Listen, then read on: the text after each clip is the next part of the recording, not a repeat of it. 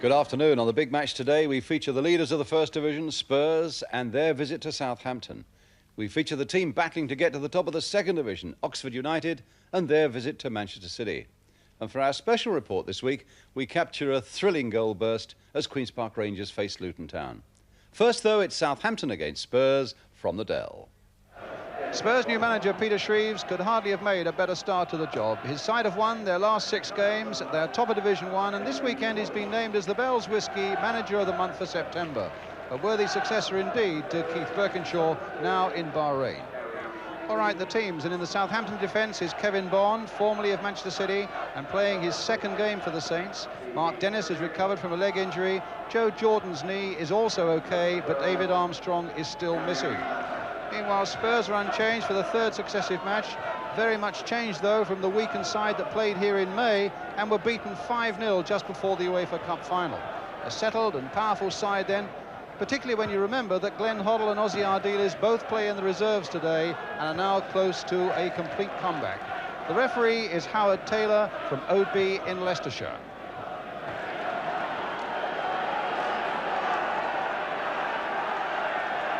So Southampton kick off, attacking the goal to our right, struggling for the moment near the foot of the First Division. 1 win in 11 games, as their manager Laurie McMenemy says. We're going through choppy waters at the moment. Here's Paul Miller. Hazard. And that's an interesting looking ball if Chidozie can get there, but Mark Dennis does for Southampton at the expense of a Tottenham corner.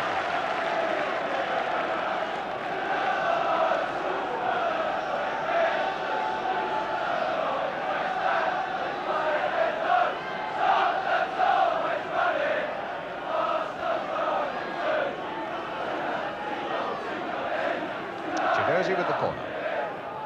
Oh, Stevens. And just clearing that crossbar from Galvin. An interesting corner work there by Tottenham, which certainly caught Southampton out.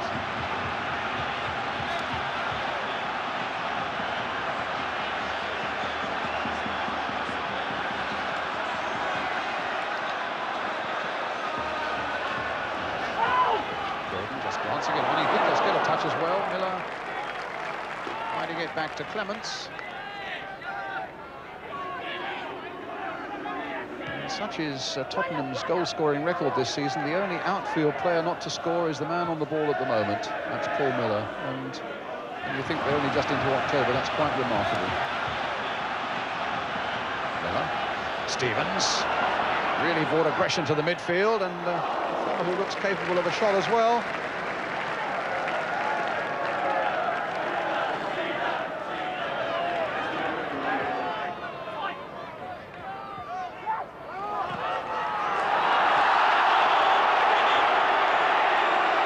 Booking there for Chris Hughton.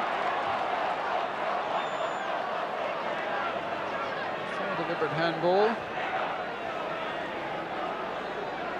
Free kick to Southampton.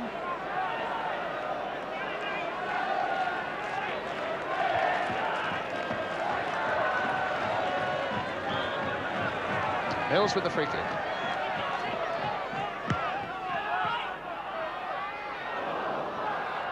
And a goal kick.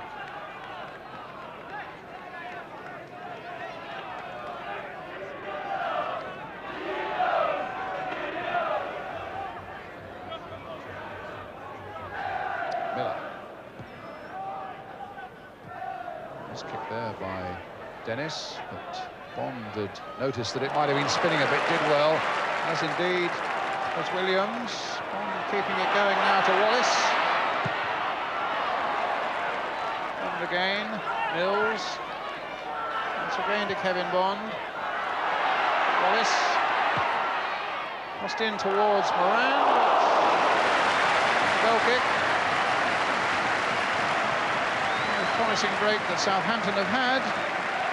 And Steve Moran, who in the words of his manager is very hot at the moment, with 5 goals in the last 4 games, just away from the target then.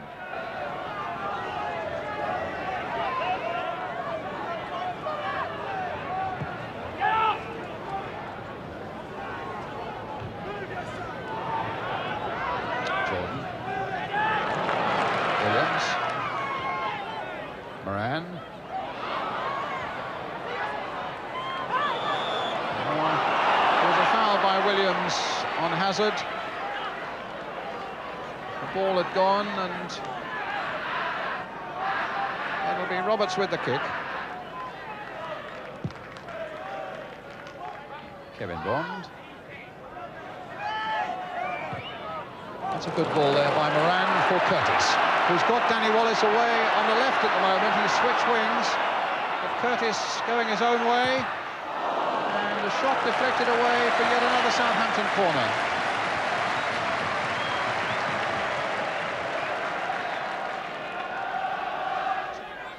Mark Wright up again, a problem with the sun. Joe Jordan there too. And it was Jordan's header, and turned in the end by Moran.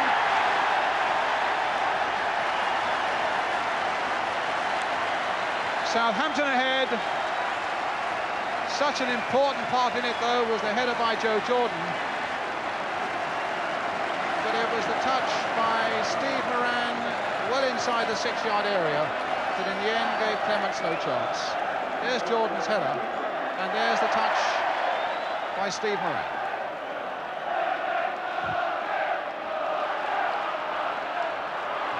Well, it was exactly the bit of confidence boosting that Southampton require, and here's Wallace.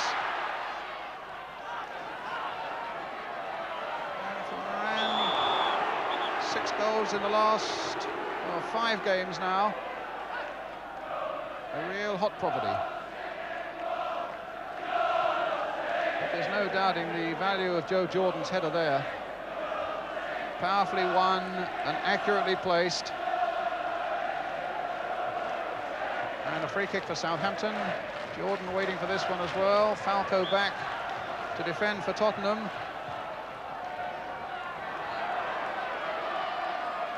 Kevin Bond turning it in. Jordan coming for this one, but Stevens there first for Tottenham. Hazard to Crooks.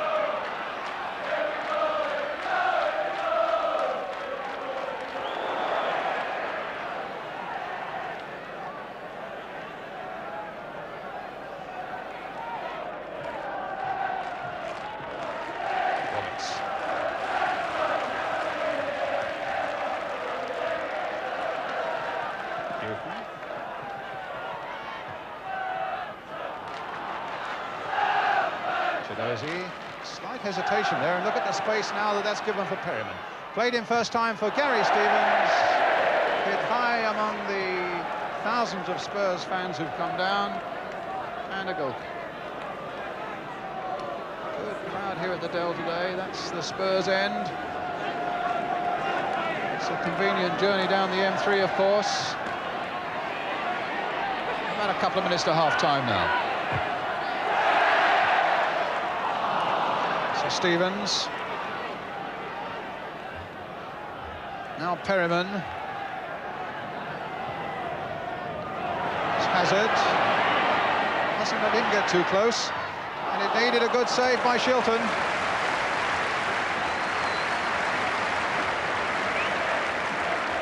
Just about the first real save that Peter Shilton's had to make in this game. And 43 minutes have gone. Good play by Hazard. And here's Crooks now. Chidozie. Trying to turn Dennis, but then gets enough for the left foot cross. Falco on the volley. It comes for Miller. Tremendous shot. Just wide. I have to tell you, the players have been having a little go at Paul Miller in the friendliest possible way. As I say, the only outfield player in the Tottenham side not to score this season. And they say they've been giving him a bit of shooting practice this week. That was a really powerful shot, and there wasn't an awful lot to spare. Certainly their form of the last month or so has deserted Tottenham in this first half. Southampton with a lot to look back on with a good deal of pleasure, not least of which the goal that came after half an hour. A real old classic 1-2 in a way. Joe Jordan, who they have brought to get in that sort of header and to work well with the young and smaller man alongside him, Steve Moran, who finished it off beautifully to give Southampton a half-time lead. And it's at the interval, Southampton 1, Tottenham Hotspur 0.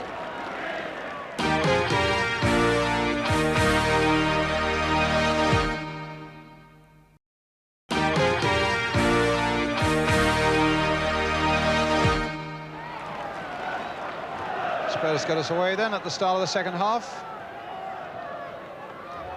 And really 1-0 to Southampton at half-time is fairly modest by their recent records. 5-0 here, of course, when the teams met in May to Southampton, when Spurs had that weakened side just the weekend before they played Anderlecht in the UEFA Cup.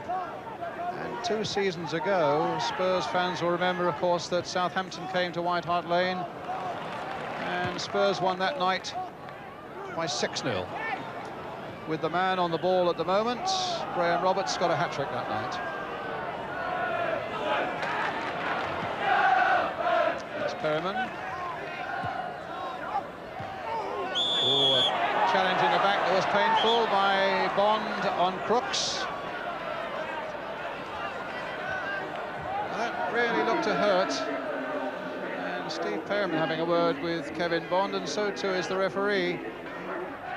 And Kevin Bond's father there in the centre of the picture.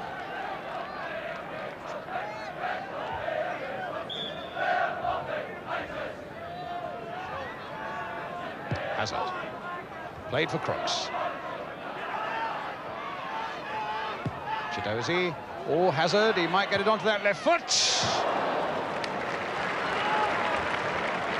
Well, there's no doubt that for all the striking power of Mark Falco with 11 goals this season and Garth Crooks with 2 hat-tricks in the last 10 days against Halifax and against Braga, it's Hazard here who has caused most problems for Peter Shilton.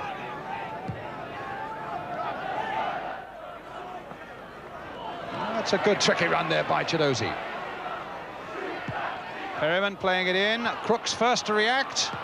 And a good powerful shot there by Crooks. And Spurs look as though they have a little more venom in their play at the start of this second half. One good strike by Hazard. And now one coming here from Garth Crooks.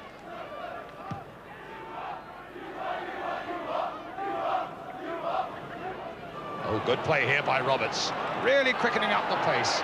Turning a bit of defence into what looks promising attack. And then he and Crooks are on entirely the wrong wavelength. And Jordan takes it up and finds Wallace. Back again for Jordan. A nice touch again for Danny Wallace. And trying to get it through for Moran. And will it be a second one? No! It's Miller who hooks that one away for Tottenham. A little more pace then, and Southampton would certainly have been 2 up. And the frustration on the face of the man who put them ahead and knows that, well, with a firmer touch, he would have put them 2 ahead. What a nice touch there by Jordan, and good pace here from Danny Wallace. Looked up, spotted Moran. It wasn't an easy ball for him to take, but he took it well, and that's where he fell down.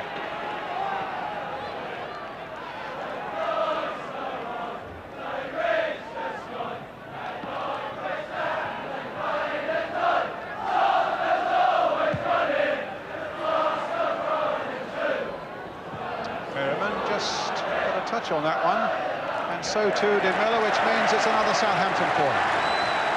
As the red and whites go forward looking for a second goal, and they're augmented up front by the arrival of Bond and Wright.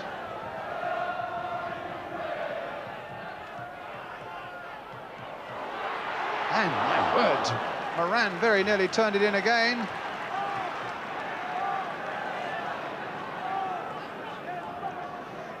It's corner, and no clear header there, and Moran a slight miscue if anything.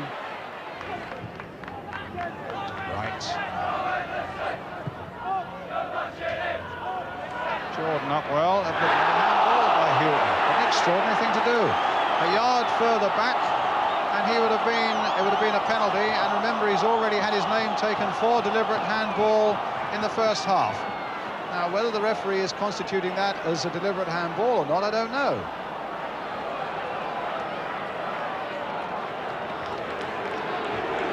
Well, a yard inside, and that would have been a penalty. And I suppose, technically, he was in danger of getting himself sent off.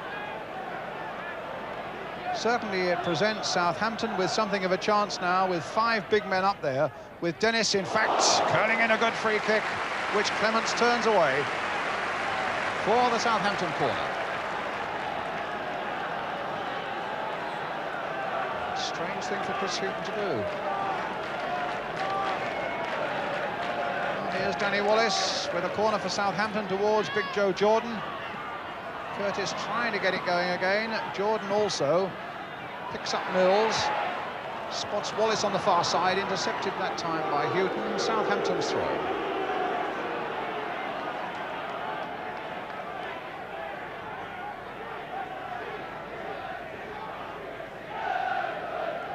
Halfway through the second half now, and Southampton still leading 1-0.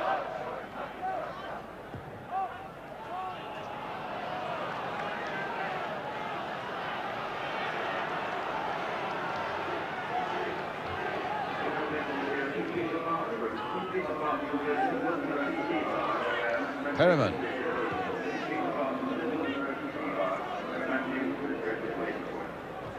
Spurs with a busy time coming up with a game in midweek, first of all on Tuesday against Halifax in the Milk Cup, but then Liverpool on Friday, and the week after that away to Manchester United.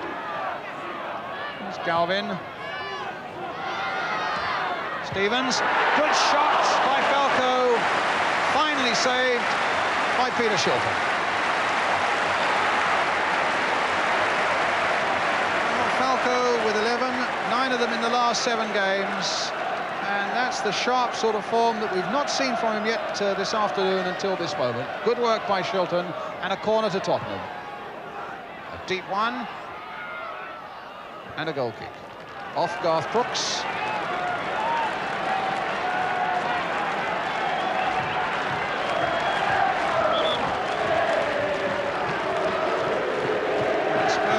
Making a substitution, Chris Hughton coming off,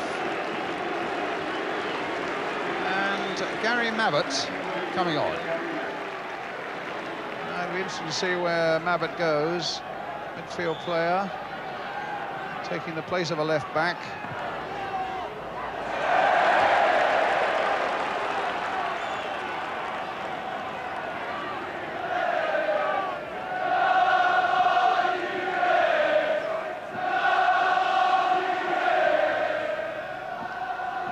Getting in, and he's got past Miller.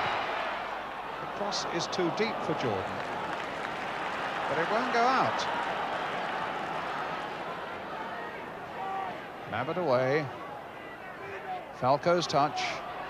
Roberts beaten by Curtis. What he meant was a little chip over Clements as Clements came out. What he got was a shot that was simple for Clements to save.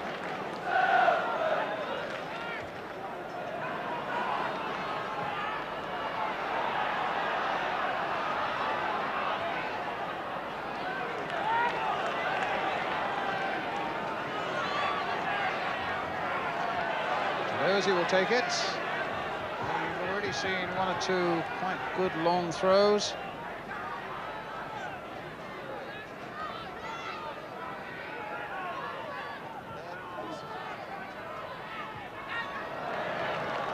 It's a corner.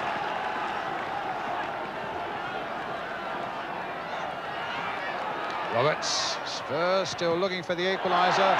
Mills denying it, and what a good ball. And Wallace has got plenty of pace. Wallace against Clements. They're trying to get back. Oh, against the post. What a desperate bit of bad luck for Southampton. Spurs straining forward, caught on the break by the skill in the first place of Mills. What a lovely ball that was. Such awareness that he found Danny Wallace. And Wallace, well, did almost everything right. As Clements came out, guided it past him. What a heart-stopping moment.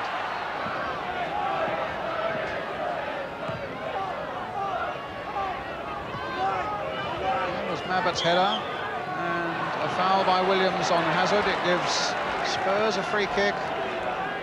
Too far out, really, for anybody to have a pot at goal, but nice and central and opens up possibilities.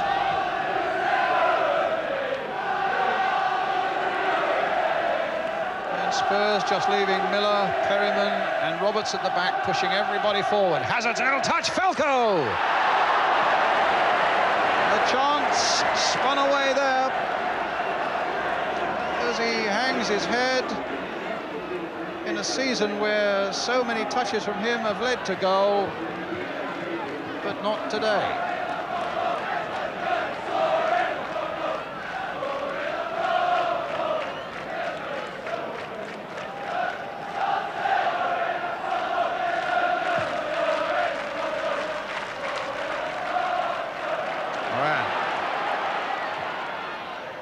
Curtis.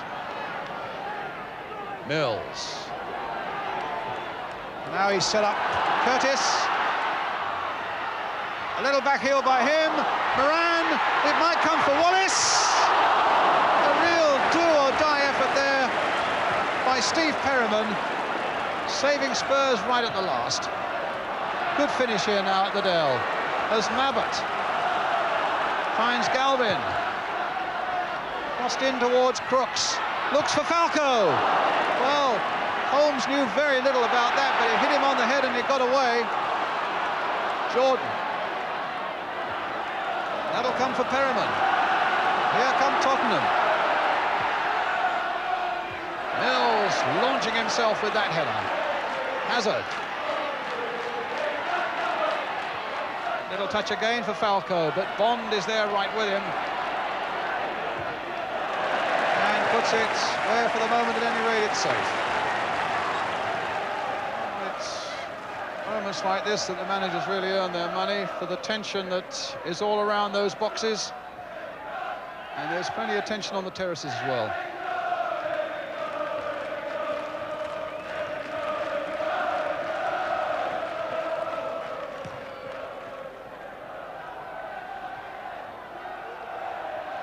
Roberts.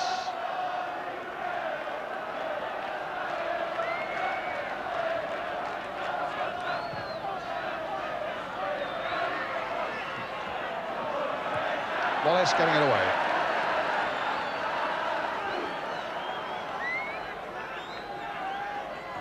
Miller obviously keen to keep it in play. And Clements to bang another long ball forward as we come to the last minute of the game.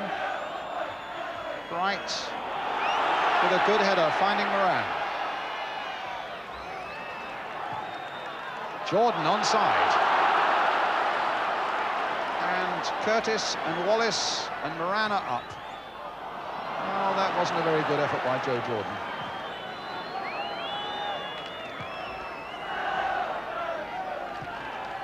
But now Jordan is still onside.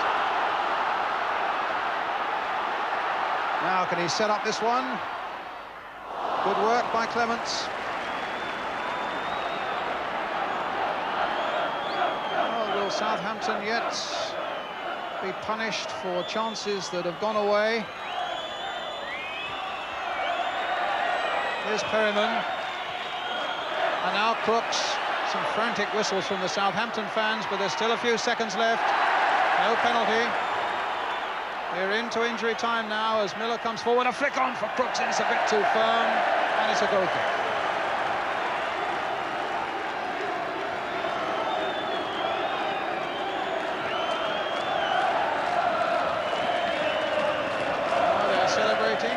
Premature.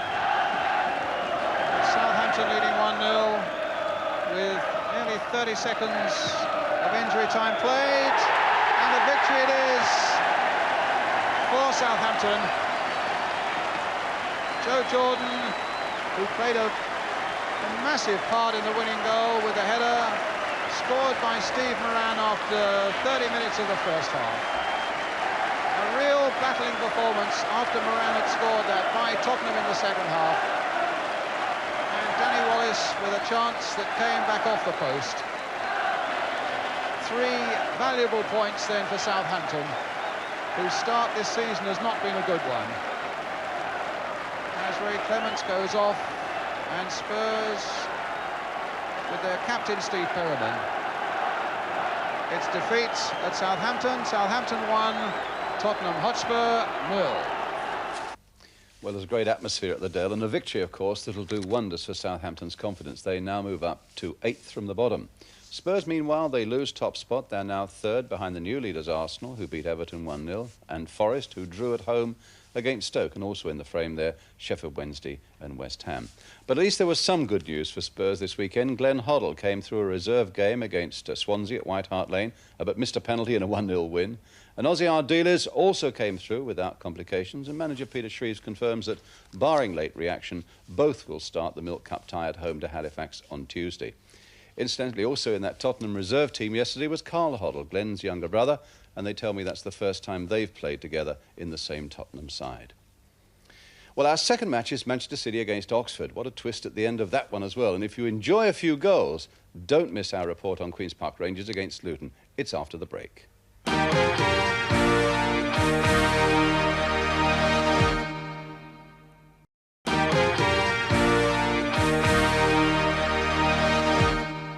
Welcome back. And next, it's Manchester City against Oxford United. Oxford, out of the third division, storming up the table now, unbeaten. But now at Main Road, facing surely their biggest test so far. And indeed, as the sign says, you gave him the sack, now Supermax back. Oxford fans reminding City that their former player, Bobby McDonnell, is now playing a big part in Oxford's upsurge. Commentator Peter Brackley, Oxford in yellow. Phillips, the fortune then to find power. But here's Kinsey. Intelligent piece of running then by Kinsey. There's Cunningham waiting in the middle. Came off McDonnell. Hardwick raced off his line. McDonnell took no chances.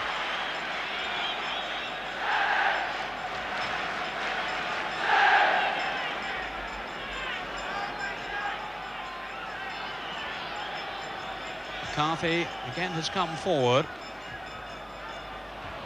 Way by Hibbert. Straight back to Phillips.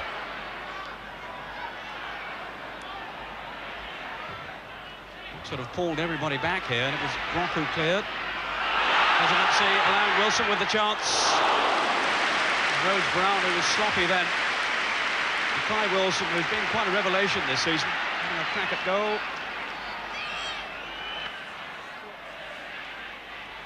Hamilton with Brock.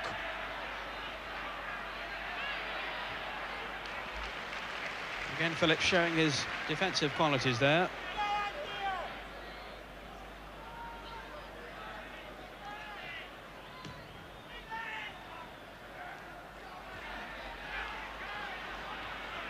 Cunningham sending Kinsey away. Could be on here for City. Carpet saved with his legs. Kinsey was through then. They feel he doesn't score enough goals, and was perhaps a true enough strike then. Certainly sent clear, and the shot was straight at Hardwick.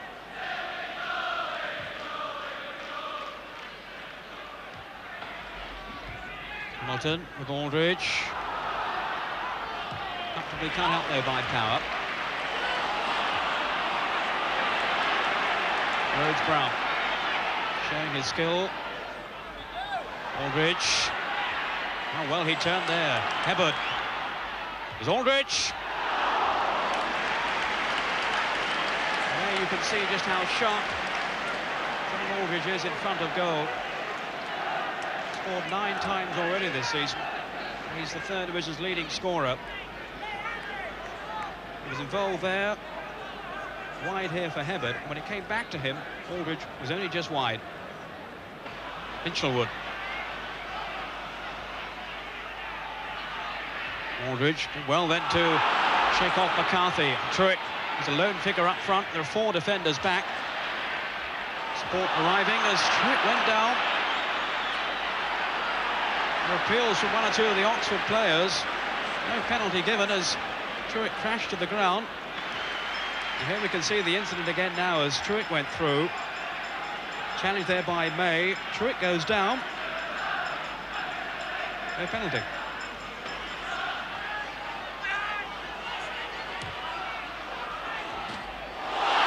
Well, it fell kindly for Kinsey. Can Briggs get back at him? Kinsey. Donald read the situation so well. His experience there was invaluable to Oxford yet again as Kinsey broke. Donald's tackle to the rescue. Briggs, well, it certainly did fall kindly for Kinsey. Briggs tried to clear. He always had the legs on Briggs. When it came back across, there was McDonald with the tackle.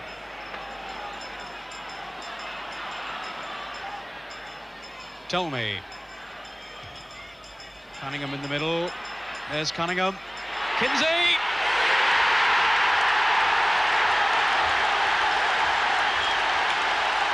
Steve Kinsey has given Manchester City the lead. He scored against Crystal Palace last week. That set him off on the right road. And he's done it again today. Tolmie, the substitute with the cross. Cunningham did well there. And the strike was true and past Steve Hardwick. Steve Kinsey, with just 3 minutes to go, has broken through. Good cross by Tolmie. Cunningham's climb.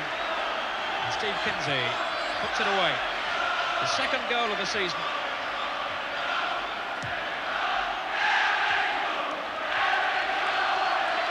Block now for Oxford as they look to spring straight back. Begins. Hebert. Are we in for a dramatic finale? Oxford will certainly feel they had 1 point safely tucked away. At the moment, the points will go to Manchester City unless Oxford can do something here. They have! Oh, it's an own goal. It went in off Baker. Well, what's happening here? There's confusion. The linesman is flagging. Rhodes-Brown hooked it back across. Higgins with the header there. The linesman was already flagging. No doubt about that in my mind. A minute to go. Pushing, I think, by Hamilton. Let's have another look at it. There's Hamilton. Certainly went in off Baker, or was it pushing by McDonald? It won't count anyway.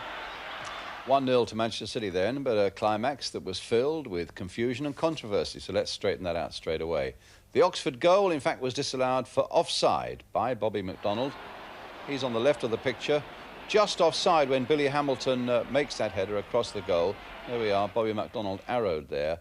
A hairline decision, but the right one it seems, although Oxford were also deeply aggrieved about a dodgy penalty that wasn't given a little earlier that we saw also. Oxford then beaten at last. They now move down to 4th place. Manchester City, that was their 5th successive win. They move up to 6th.